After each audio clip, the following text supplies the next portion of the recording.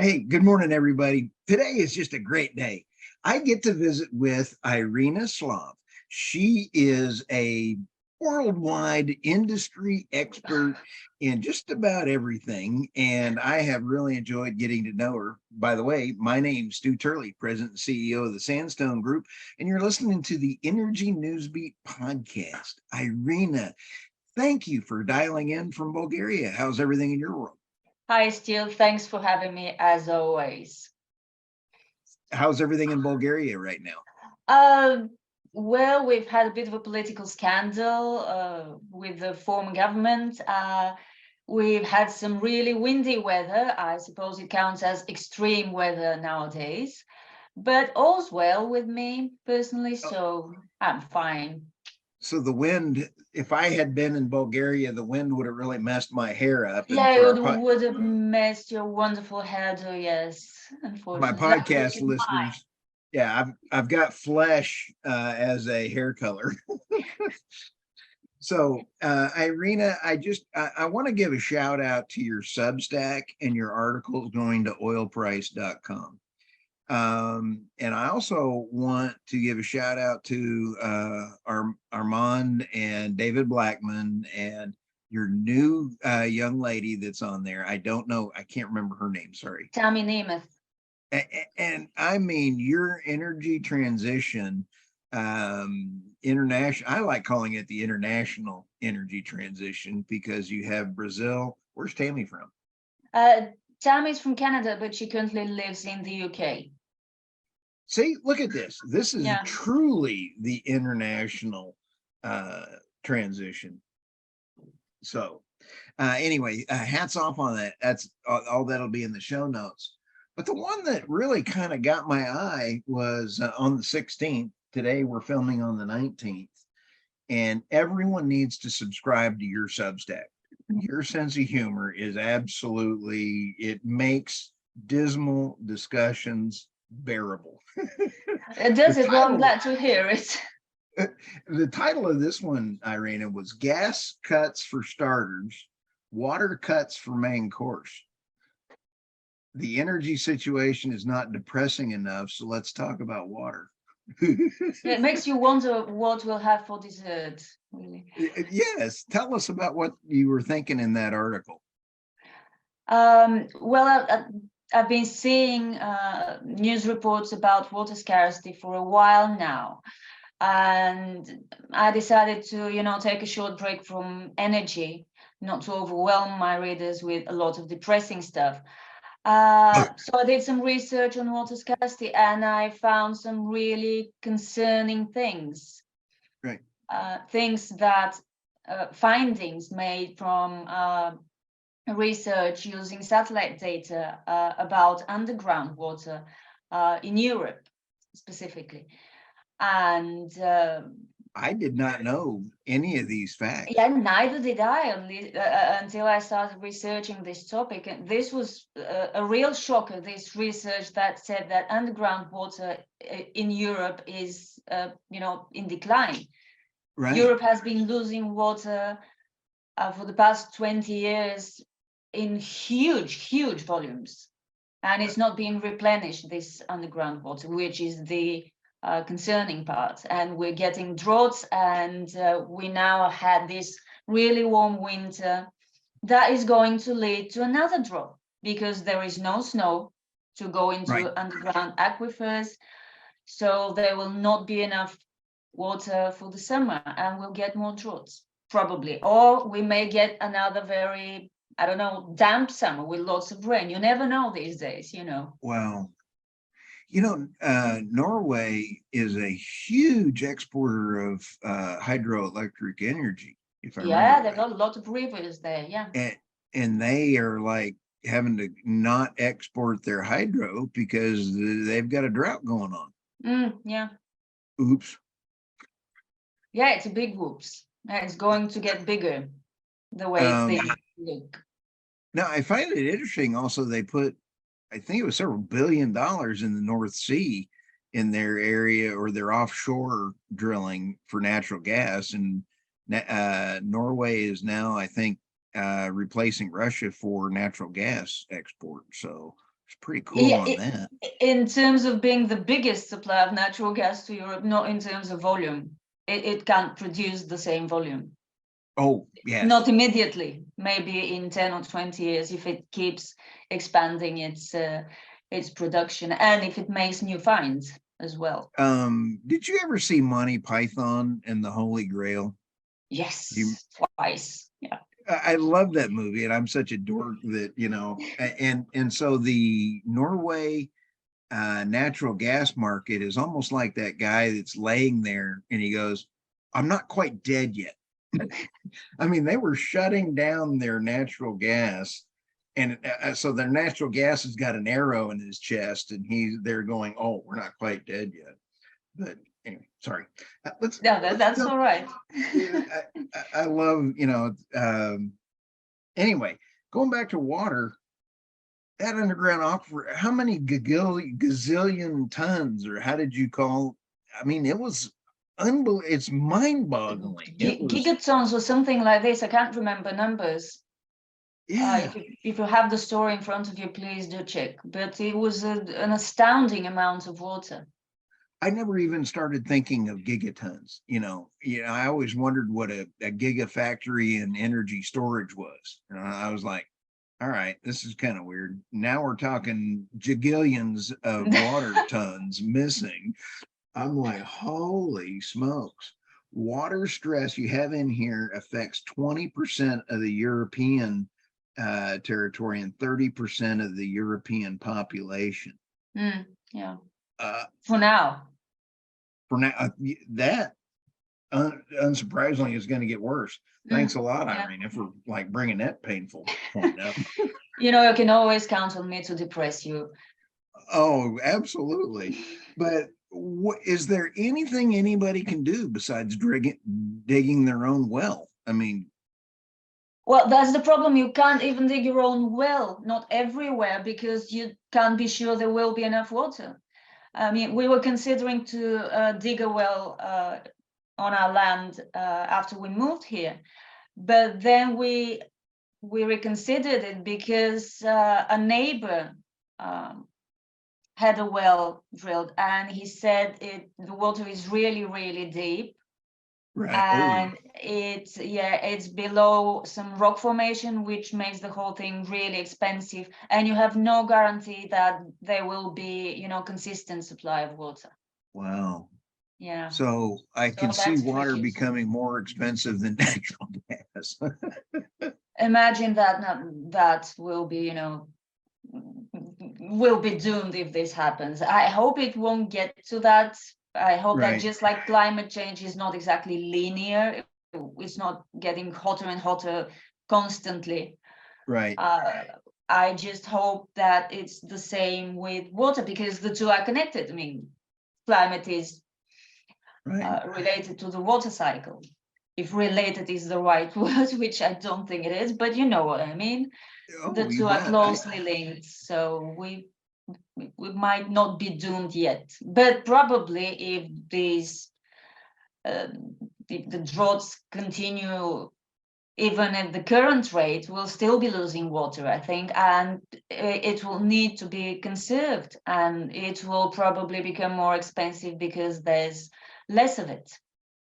You brought up some great points in the article, and it was the infrastructure, the old infrastructure in Europe on pipes.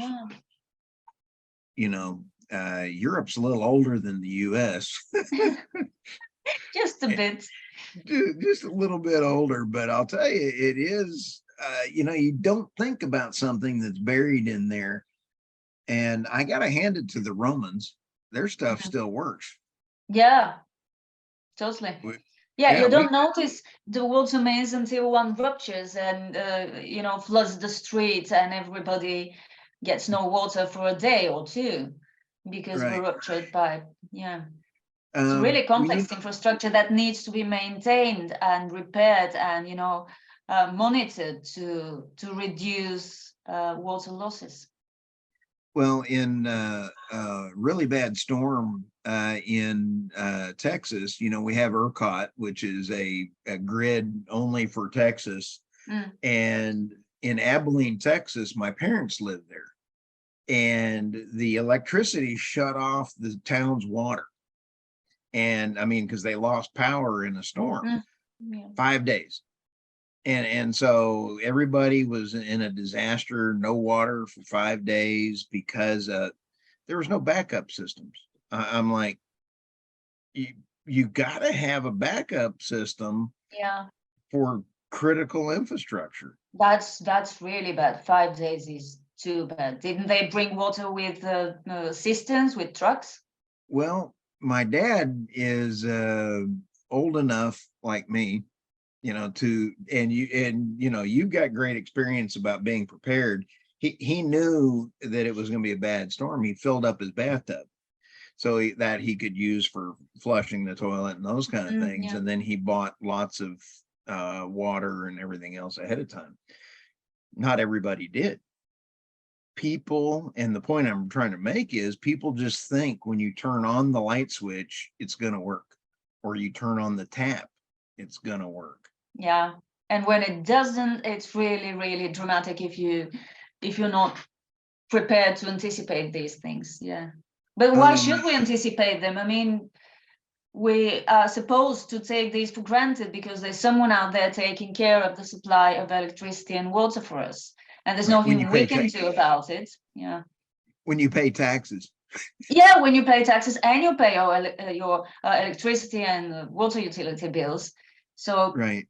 You can reasonably expect an interrupted supply. But yes, storms happen. I mean, it could happen anywhere, and it shuts down the electricity and the water, which comes to towns and villages thanks to water pumps that work with electricity. So when the electricity shuts down, the water also not infrequently shuts down too. So yeah, my goodness, it's good to be aware of these things, if only to react less dramatically when something like this happens.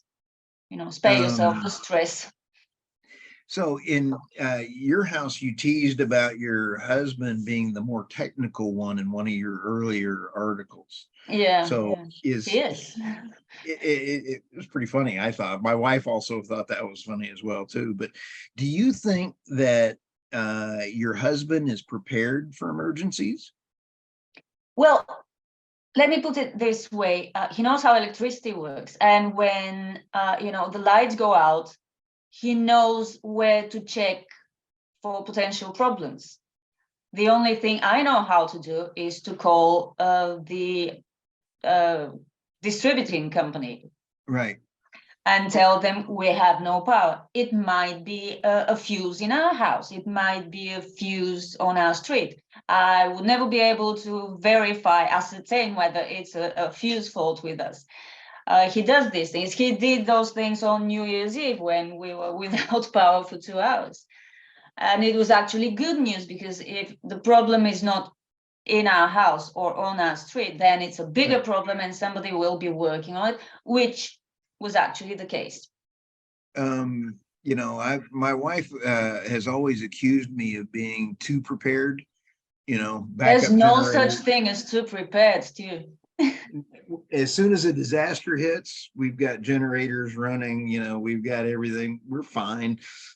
We're here to help our neighbors. And I've asked them to prepare so that I'm not always helping them in a disaster. And it's like, well, of course. They're too lazy. And they have you to rely on. Yeah. I've been hit in this cabin. This is one of the cabins twice in tornadoes. And one of the tornadoes, it picked up my pontoon boat, which 32-foot pontoon boat in the front yard, and picked it up and moved it about 20 feet and then set it back down. It's one of the scariest things I've ever seen. Whoa. Good thing it didn't crush it into the house. I have no idea. When I'm standing there and I hear there is a freight train when you hear that. The freight train sound is horrible. And I'm on the phone with my dad and I'm going, Dad, I got to get underground. Well, it's not funny. It's so scary. Oh, but no. so fascinating. Forgive me. Oh, it was. I mean, I'm like, and I see the boat going up like this, and I don't even wait to watch. I just go back and but that whole point being, if you're not prepared for things, um, maybe 10 of my neighbors over the I don't have anybody around. All the area, the houses were totaled. So I was up there helping them at night, getting them all dug out and everything else. Oh my God. Having supplies matters. It does matter. Being prepared matters. If only, like I said, to spare yourself the needless stress that's always associated with such outages.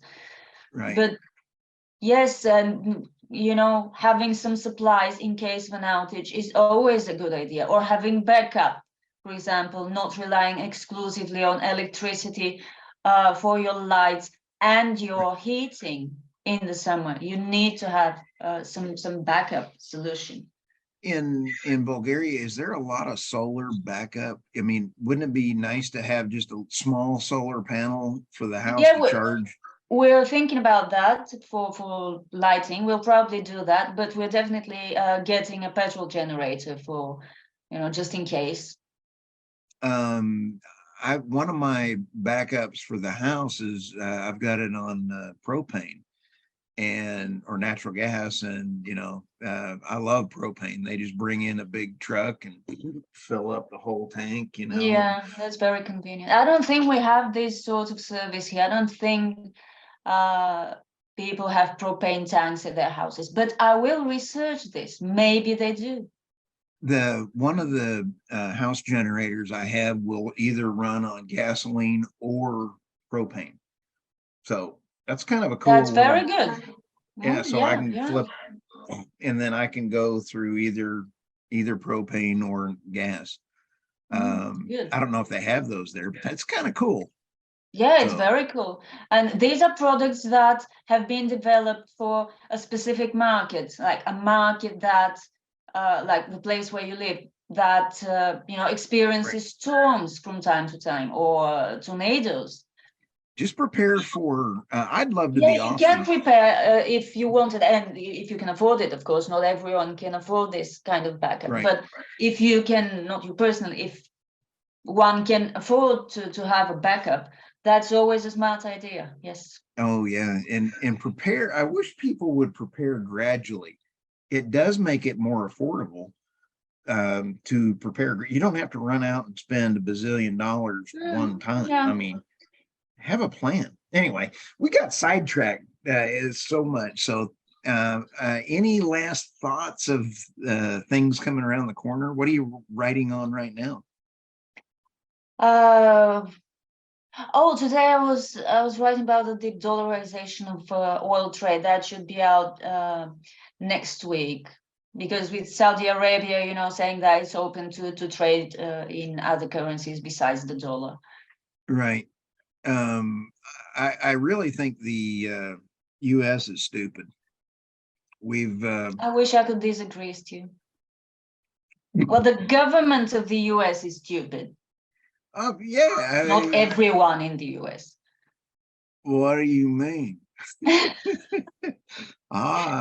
No, I talk like a Texan, so people think I'm kind of dorky, but we have lost the ability to influence oil and gas prices. I mean, they've destroyed the shale, U.S. shale and everything else. I don't know that we'll recover back to energy independence. Yeah. Personal opinion. So. Yeah, well, I've been seeing media such as Bloomberg and the Financial Times write about the end of U.S. shale, as in the end of that explosive growth that made the U.S. The biggest oil producer in the world. So this might indeed be, maybe shale has peaked. It doesn't mean it's dead. Oh no, but I agree with that. They probably won't be that sort of explosive growth, not least because banks are being discouraged from lending to the oil industry because energy transition and all that. So it's Oh, we not did. just the government, but government has been instrumental, along with all these NGOs that governments, not just in the US, but in Europe, to really so cheer on so And our enthusiastically.